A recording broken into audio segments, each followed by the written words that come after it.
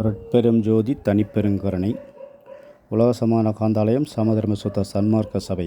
இன்றைய சுய வர்ம சிகிச்சை புள்ளி, அதாவது கிருஷ்ணவர்மம் சந்திரவர்மம் என்று சொல்லக்கூடிய வர்மத்தை பற்றி நாம் கற்றுக்கொள்ள இருக்கின்றோம்.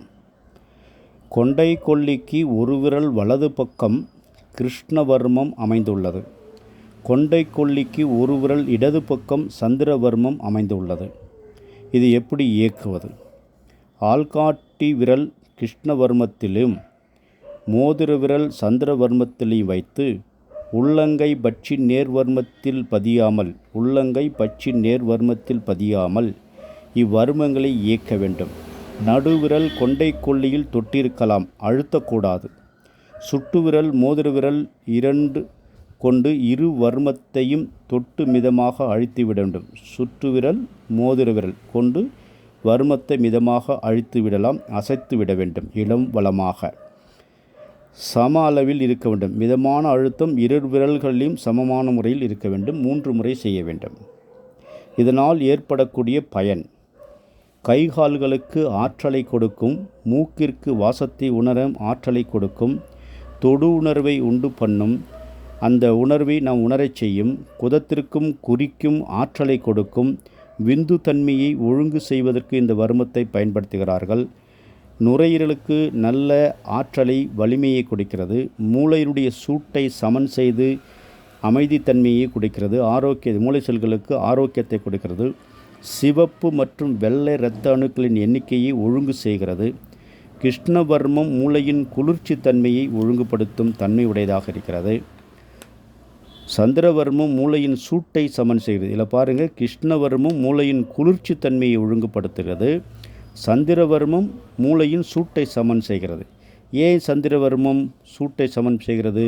சந்திரன் நீருக்குரியவன், கிருஷ்ணவர்மம் குளிர்ச்சி தன்மையை ஒழுங்குபடுத்துகிறது, கிருஷ்ணம் உஷ்ணத்துக்குரியது. அதனால் இப்படி மாறி செயல்படுவதை இங்கே எடுத்து காட்டப்படுகிறது.